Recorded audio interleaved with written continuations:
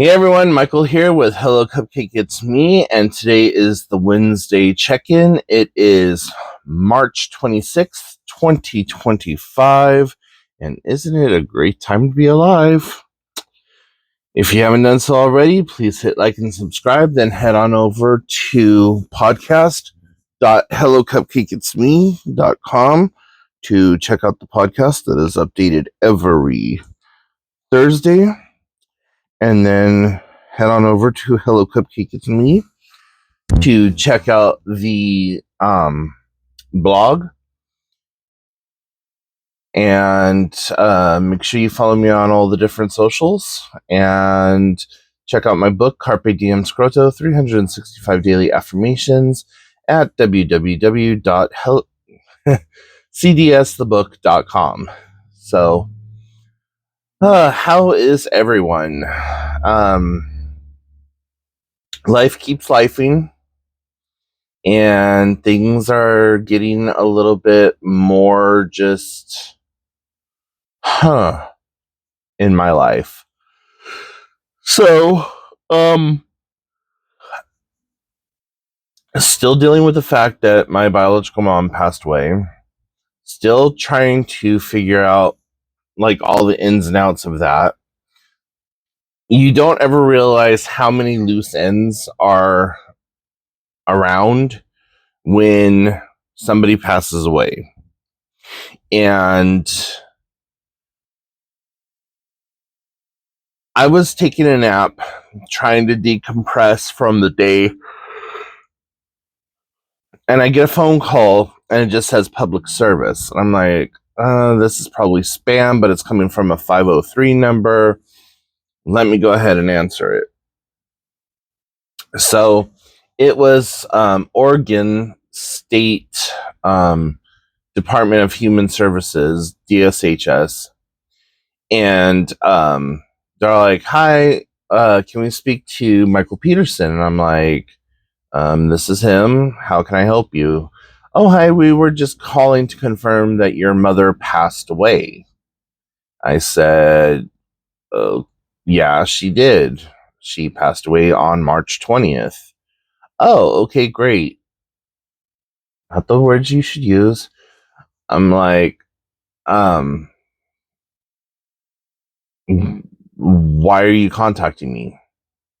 Oh, well, we just need to verify it because we received paperwork stating that she was, in fact, deceased. It was official paperwork, correct? Well, yes, but we still like to reach out if there are living relatives just to make sure because of scams and fraud. Okay. Well, I can confirm that the people who take care of her says that she has passed on. I cannot actually confirm that she has passed on because, well, I'm 500 miles away from what would be her remains. So, considering that 6 different agencies before you have called me to all correlate with this story, I'm going based on the assumption that she is actually, in fact, dead. Well, I'm sorry for your loss, Mr. Peterson. If you have any questions, I can answer them. I said, at this particular moment, no, I don't have any questions that I can think of. I'm just waking up from a nap. Well, if you do, call us back and we'll be able to help you. Cool, awesome, thank you, whatever.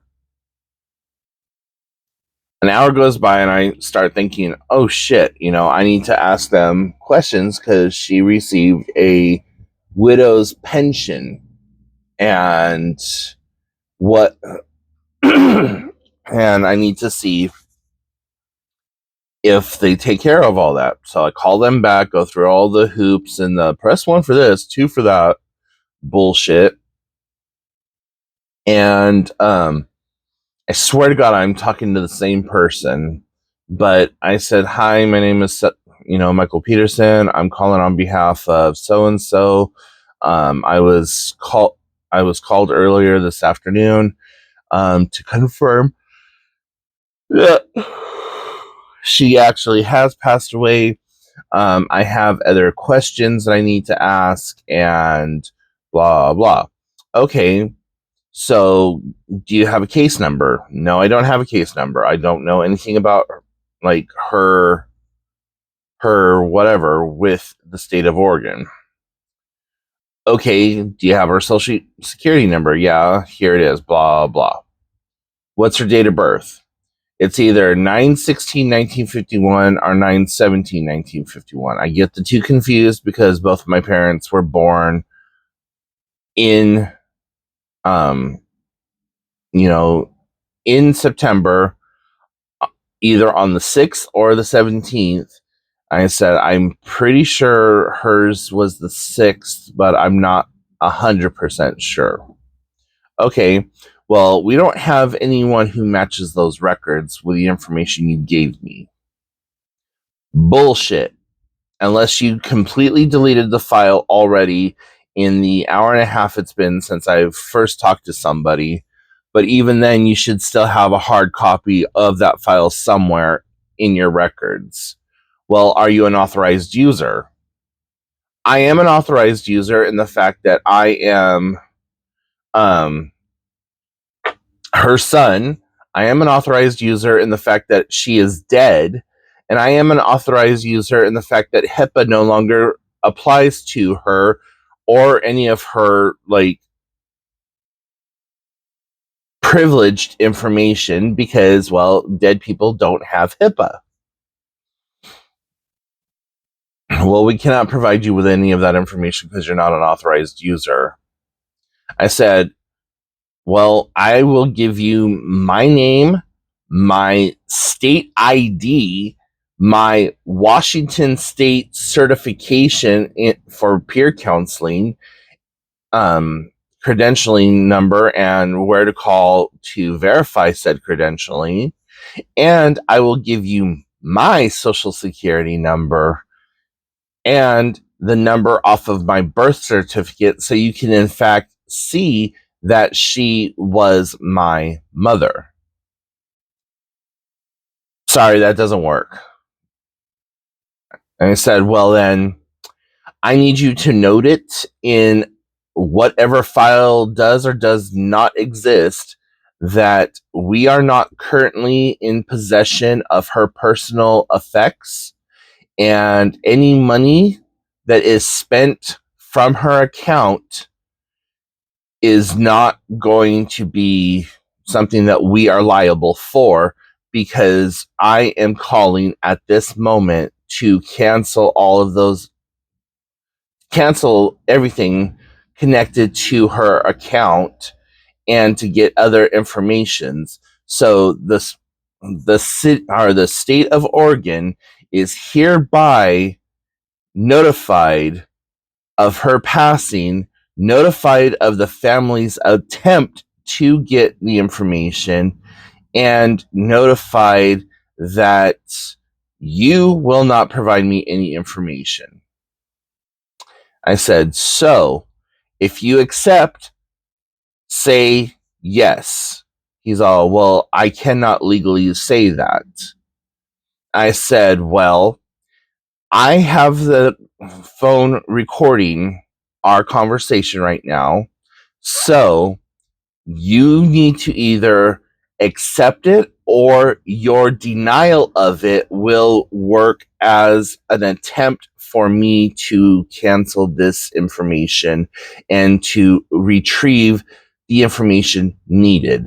So either way, yay or nay, you are blocking me from having access to my biological mother's information after your department called to clarify that she has in fact passed on. So he's all, I need to talk to my supervisor. I said, no, you do not. I said, your supervisor is such and such. They have already left for the day because it was 4:45 at the time. And I was like, your supervisor is already gone for the day. I tried to talk to somebody directly, and I got transferred to you. So by the time you transfer me to a said supervisor, they will have already been gone. So, anyways, yeah. Long story short, got the information that I needed. And it was just like one of those, like, don't fuck around with a grieving family member. I'm not really that grieving right now. We'll get into that in a minute. So, anyways, yeah, it was just, there needs to be a one-stop shop for death dying. Like, the minute that somebody passes away, you log on to a website or you call a phone number, you give the information to that person, they pull up all of the information connected to that person, and every bank account, every like government like affiliate that person has worked with or whatever is automatically contacted and told that the person has passed, and then they have to call like a family member to confirm it or something, or be provided with a death certificate number or whatever. We don't have the death certificate yet because OSHU has taken her body, her remains, whatever you want to call it, and they are going to be utilizing it for science. And then after it's all said and done, they cremate the remains and then send those to us. What is kind of fucked up, interesting, and weird all at the same time is that they can keep said remains in the like the they can keep the cadaver for up to 3 years, and then they can send us a box full of the ashes or whatever else. And it's like kind of strange to think that she's like in cold storage and that they could just pull her out, poke and prod on her, and then put her back in. So, yeah. Anyways, all of that being said, it's just been really difficult. And people keep asking me, are you okay? What's going on with you? Are you sure you're okay? Blah, blah, blah, blah. And expecting me to feel a certain sort of way. And there is that part of me that wants to cry about the fact that my mom has passed away. But there's also that other part of me that's just like, thank fucking God.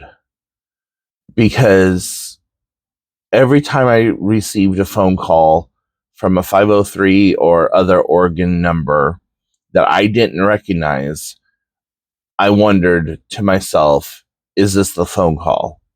Is this the call that they're going to say that they found her with a needle in her arm behind a dumpster somewhere, or OD'd somewhere, or like, is this, do they have a body? Any number of different things. This last summer, I don't exactly remember when. I think it was the end of July, maybe somewhere in August. It's whenever Beetlejuice 2 came out. The night that Beetlejuice 2 came out, I was at the drive-in movie theaters, and I had to call every hospital and every morgue in Portland area to confirm that she, in fact, was not in the hospital or in the morgue. And that was some bullshit that I did not need to or want to deal with, but none of us had heard anything from her for, I think at the point, a week or two. And just for my own personal whatever, I was just like, okay, you know what, sis, I'm going to call, see if I can find her, and we'll go from there. And turns out she had the ringer shut off on her phone for 2 weeks and didn't understand why she wasn't getting any phone calls. And then got pissed off at me for calling the police to do a welfare check on her. And I said, absolutely not. You don't get to be mad at me. Like, answer your fucking phone and quit letting people use it. It's your phone, not everyone else's phone. She's all, well, you need to call the police department and let them know that I'm okay. And I said, I will not be doing that.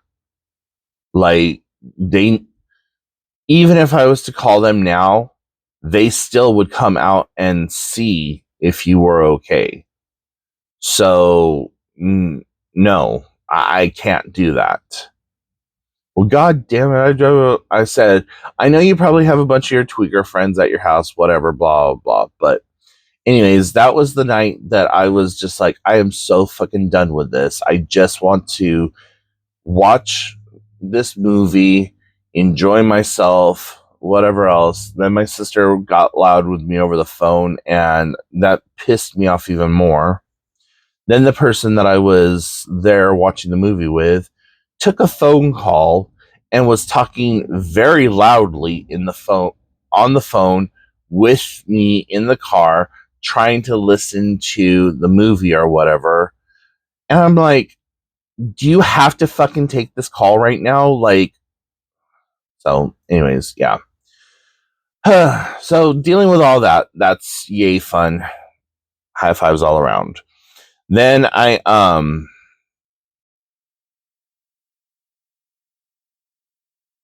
dealing with my own personal health and my own mental health, still getting used to the fact that I have these new diagnoses, and I had to go to the ER or to the urgent care on Tuesday because I stepped on something in my kitchen and it cut a piece of my foot, and I was bleeding, and where it's at, I cannot access the bandage. And so no one was answering the phone that would come over and just like doctor my foot up or what have you. So I ended up driving into town, going to go get the Band-Aid or go get my foot cleaned out. And yeah, tomorrow I have an ART therapy session, and I'm not looking forward to that because it's on a Thursday and not on a Wednesday. And Tuesday, Thursdays, and some Saturdays are my busiest days. And so I'm just like, really, I don't want to do this. But at the same time, I really like my therapist, so I want to do it. In the meantime, I have been crafting like a freaking maniac and making scarves and beanies. And so this is one of the scarves that I made. It's about 2.5 feet long, and if you stretch it, it goes even longer. But I did little tassely strings on that. And then I made this little black beanie with a little poof on it. And then this is the longest scarf that I have. It's about 6 feet long. And I put these little pom-poms on there. And I like this one the best. I don't know why. Just the feel of it and the texture and the weight. I like the weight of it. And then I love this one. I wish I had more yarn in this color. But look at those vintage colors. Like, you can't even find this yarn anymore. I've looked on Michael's, Joann's, God forbid, even fucking Hobby Lobby. but I wanted to put pom-poms on this one, or at least tassels, but I used the last of it, making this and the beanie to go with it. So I made, and this is like really nice warm material, but I like the way that it has like a tie-dyed pattern to it. So I thought that was pretty cool. And then I made a very slender green beanie, but as soon as you stretch it out and shape it and everything and roll the cuff up as far as you want, it will work. So I've got 3 beanies and 3 scarves, and I need to make a red scarf or a red beanie to go with it all. So I got a green beanie and a green scarf, a black, just a black beanie. So I need to make a red beanie and a black scarf, because I want to make these as I want them to be paired. And I think what I'm going to do is, if I get enough of these made, that I'm going to donate them to the homeless center for this upcoming winter. And so if you guys want to help me with this project, you can send me yarn, like tons of yarn. The yarn that works the best for me is a 4 Worst. And if you so like if you look at the tag, this is just Walmart mainstream. It's $2 or $3 for a big bundle. So it comes in, I've used a lot off of this already, but it comes on here, and you'll see on the instructions right here, it'll say like 4 Worst and like all this other stuff. 4 and lower is what I work with, and that's the easiest for me to work with. Even Dollar Tree has yarn, so I got a couple of these little guys. I don't know how many it takes to make something. I've never used the small little doodads like this. I've always used the bigger guys. So I know that I could get like 2 or 3 projects out of something like this. I have no idea how many projects I can get out of this, but I am kind of diving headfirst into knitting again, and I'm not using like a traditional knitting method. I have I have a knitting loom, which this takes me about 4 days to make one hat. If you really are feeling lovely and charitable, I need a 48 pin knitting machine, and I'll show you what I'm talking about. So this is a knitting machine that I just recently picked up, and it is a 40 pin, so it makes a very small hat, but you wind your yarn in here, and then you just crank it, and eventually it turns into a hat. It just makes a tube. This also does paneling, but I don't know how to wrap the needles for a panel, and the panel would just make a thick scarf. So, anyways, yeah.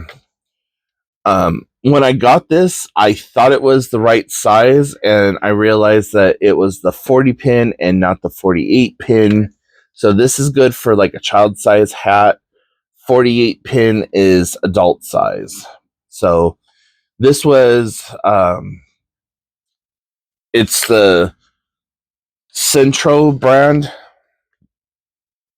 and it was about $30 on Amazon. You can find the 48 pin for about 37.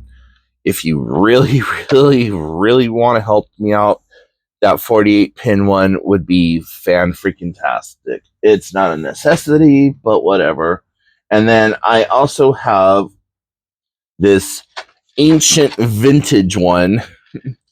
This is from the 1960s or 70s. I think it's 1970s. And this is what I use to make my scarves. And you just, same thing, you wind the yarn, but you can hear like how squeaky it is. I should probably like throw some WD-40 on it or something, but this is all plastic. The Centro is all plastic. The one that I really want is called the Aldi King, ALDI King, and it's a big black and red machine. All of its, all of the needles and stuff are metal, and it's like what the professional use, but well, I'm not a professional and I don't have that much money for that. But anyways, so that's what I've been doing. I've just been throwing myself into making scarves and beanies and pom-poms. And I got my little pom-pom makers here. They had these at the Dollar Tree, which is pretty awesome. You just wrap your yarn around here, and then you wrap it around here. You cut it down the center, it frays it, then you wrap it, and you make yourself a beanie. So I have 3 different sizes. I got a super small one, medium, and a large. Well, this isn't really even large, but there's one size larger than this one. So, yeah, that's what I've been doing to kind of keep myself busy and not processing the stuff that's going on. But anyways, guys, I'm going to go ahead and let you go. I know that there's so much more that I could talk about, but I need to leave some stuff for the podcast. So if you have any questions, comments, concerns, put them in the comment section down below. And make sure that you follow me on all the different socials, and I will talk to you later. Bye, guys.